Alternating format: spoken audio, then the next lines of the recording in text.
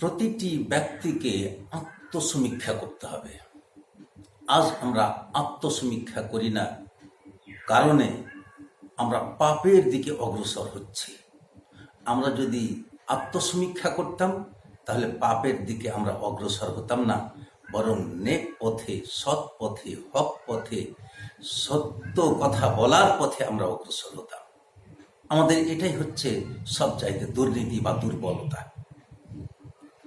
সব থেকে বড় কথা হচ্ছে কি, যে আমি জীবনে কি করেছি আমি নিজে কোনোদিন ভাবি না, আমি পরের জন্য ভাবি।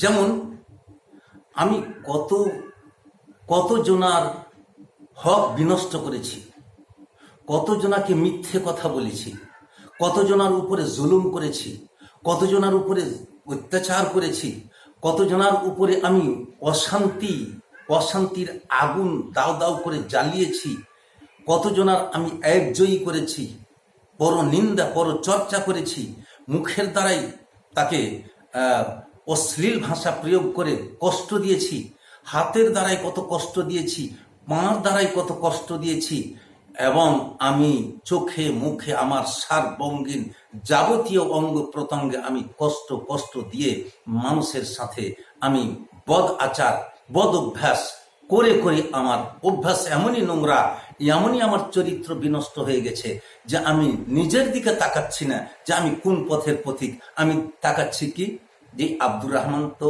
ভালো নয়, আব্দুর রহমানের মেয়েটা ভালো নয়, আব্দুর রহমানের ছেলেটা ভালো নয়, আব্দুল জব্বারের চরিত্র ভালো নয়, আব্দুল জব্বারের বাবার চরিত্র ভালো নয়, আব্দুল জব্বারের সাত গোষ্ঠীর চরিত্র ভালো নয়। এই পরের পিছনে পড়ে থেকে আমাদের চরিত্রকে আমরা একেবারে নষ্ট করে ফেলেছি, এবং নিজেকে আমরা না দেখে আমার ভেতরে যদি আমি দেখতাম, আত্মসমীক্ষা করতাম যে আমি কতদিন আব্দুর রহমানকে কষ্ট দিয়েছি, আব্দুল জব্বারকে কষ্ট দিয়েছি, আব্দুল সত্তারকে কষ্ট দিয়েছি, আব্দুল্লাহকে কষ্ট দিয়েছি, আব্দুল গফুরকে কষ্ট দিয়েছি, আব্দুল গাফফারকে কষ্ট দিয়েছি, আমি রহিমাকে কত কষ্ট দিয়েছি, করিমাকে কত কষ্ট দিয়েছি। এই সবগুলা যদি আমি আত্মসমীক্ষা করতাম, আমি কার আইল কেটে নিয়েছি, কার জমি দাবিয়ে নিয়েছি, কাকে অকথ্য ভাষা প্রয়োগ করে আমি অত্যন্ত তাকে দুঃখ, প্রেম, ব্যথা, বেদনায় জর্জরিত করে দিয়েছি, এইগুলা যদি আমি চিন্তা করতাম তাহলে আমার দ্বারাই ভুল হতো না। কিন্তু সেই দিকে আমি চিন্তা ভাবনা করি না, নিজের দিকে আমি তাকাই না, পরের দিকে আমি তাকিয়ে যাই বলে আমার দুর্নীতি, আমার এই অবস্থা হয়েছে।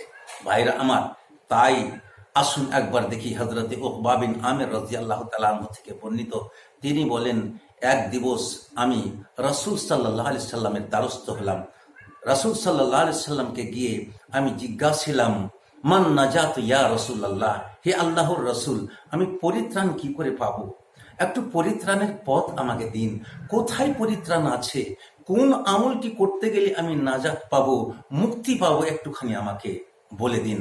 রাসূল সাল্লাল্লাহু আলাইহি সাল্লাম উকবা বিন আমির রাদিয়াল্লাহু তাআলা আনহুকে বললেন, হে উকবা বিন আমির, তুমি তিনটি কাজ ফলো করো, তিনটি পথ অবলম্বন করো, তিনটি আমল করো, তাহলে তুমি নিশ্চয় পরিত্রাণ পেয়ে যাবে। সেটা কি? আল্লাহর রাসূল বললেন, আমসিক আলাইকা লিসানাক, তুমি তোমার জিহ্বাকে কন্ট্রোল করো। এই জিহ্বার দ্বারাই অনেক মানুষ কষ্ট পায়। এই জিহ্বার দ্বারাই তুমি মানুষের একজয়ী করো, পর নিন্দা করো, গীবত করো। এই গীবত করে তুমি পরের দিকে তাকাও, তুমি নিজের দিকে কোনোদিন তাকাও না। কারণে তুমি এই জিহ্বাকে কন্ট্রোল করলে তুমি পরিত্রাণ পাবে। দ্বিতীয় আমল তোমাকে বলে দিচ্ছি, ওয়ালি আসআকা বাইতুক, তুমি যখন ব্যবসা বিজনেস করে বাড়ি চলে আসবে তখন তুমি বাড়ির ভেতরেই থেকো। তুমি যখন মাঠে ঘাটের কাজ সেরে চলে আসবে তখন তুমি বাড়ির ভেতরেই থাকো। বাড়ির ভেতরে থেকে তুমি তোমার স্ত্রীকে সাহায্য করো, তোমার ছেলেকে সাহায্য করো, তোমার মেয়েকে সাহায্য করো, তাদের ইসলামী তাহজিব দাও, তাদের ইসলামী তামাদ্দুনের কথা শেখাও, ইসলামী তারবিয়ত দাও, ইসলামী জ্ঞান দাও, কোরআনের আলো দাও, কোরআনের উপদেশ দাও, হাদিসের জ্ঞান দাও, হাদিসের উপদেশ দাও। এই করে তোমার সন্তান আদিকে লালন পালন করো, তোমার স্ত্রীকে যথেষ্ট রূপে সাহায্য করো। বাড়ির ভেতর থেকে দোকানে আড্ডাবাজি করো না, রাস্তাঘাটে আড্ডাবাজি করো না, 3 নম্বর তোমাকে আমল বলে দিচ্ছি, সেই আমল করলে তুমি পরিত্রাণ পেয়ে যাবে। 3 নম্বরের আমলটি হচ্ছে কি, অল ওয়াবকি আলা খতিয়াতিক। তুমি জীবনে কি করেছো তুমি আত্মসমীক্ষা করো। তুমি কয়জনাকে দুঃখ দিয়েছো। তুমি রাত্রিবেলায় উঠে 2 রাকাত সলাৎ পড়ে নিয়ে, নফল পড়ে নিয়ে ডুকরে ডুকরে কান্না করো। ডুকরে ডুকরে কান্না করে করে আল্লাহকে বলো, আল্লাহ গো আমি না বলে উমুকের জিনিসটা নিয়ে নিয়েছিলাম, সে কিন্তু জানে না, আল্লাহ তুমি জানো, অতএব তুমি ক্ষমা করে দাও। আল্লাহ গো আমি উমুকের পরচর্চা করেছিলাম, নিন্দা করেছিলাম, ওর গীবত করেছিলাম, ওকে কষ্ট দিয়েছিলাম। আল্লাহ হয়তো সেই কষ্ট পেয়েছিল, কিন্তু তার কাছে যদিও আমি বলেছি ক্ষমা করে দাও, তুমি আমাকে ক্ষমা করো। আল্লাহ তুমি ক্ষমা করে দিলে সবাই ক্ষমা করবে। তাই আপনি এইভাবে ডুকরে ডুকরে কান্না করুন। আপনি কতজনার জমি কেটে নিয়েছেন, কার আইল দাবিয়ে দিয়েছেন, কার জমি আপনি অন্যায় হিসেবে আপনি কেটে নিয়েছেন এবং কার বাড়ি দখল করেছেন। এই যে কতগুলো কষ্ট আছে, এই কষ্টগুলো কতজনাকে আপনি দিয়ে রেখেছেন, কার উপরে জুলুম করেছেন, বিচারে গিয়ে, আচারে গিয়ে, নাচারে গিয়ে, চলতে উঠতে বসতে, এখানে ওখানে, জমিতে বাজারে গ্রামে গঞ্জে কত মানুষকে কষ্ট দিয়েছেন।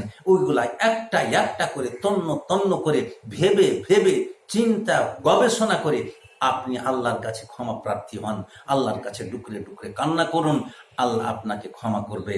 আর আপনি এই আত্মসমীক্ষা না করা পর্যন্ত আপনি নাজাত পাবেন না। এটা কার কথা? নবী মুহাম্মদুর রাসূলুল্লাহ সাল্লাল্লাহু আলাইহি সাল্লামের কথা। এতে থেকে আমরা বুঝতে পারলাম যে পরিত্রাণের পথ হচ্ছে কি, আত্মসমীক্ষা 1 নম্বরে। কারণ এতে নবী সাল্লাল্লাহু আলাইহি সাল্লাম 3টি যে আমল বলে দিলেন, এই 3টি আমল যদি সত্যিকারী আমরা একড়ে ধরে থাকতে পারি এবং এগুলাকে ফলো করতে পারি, এগুলোর প্রতি আমল করতে পারি, তাহলে কিন্তু আমরা অবশ্যই পরিত্রাণ পেয়ে যাব। কারণ নবী মুহাম্মদুর রাসূলুল্লাহ সাল্লাল্লাহু আলাইহি সাল্লাম বলেছেন। ভাইরা আমার, তাহলে এই বলে আমার বক্তব্য রেখাটা টেনে দিচ্ছি।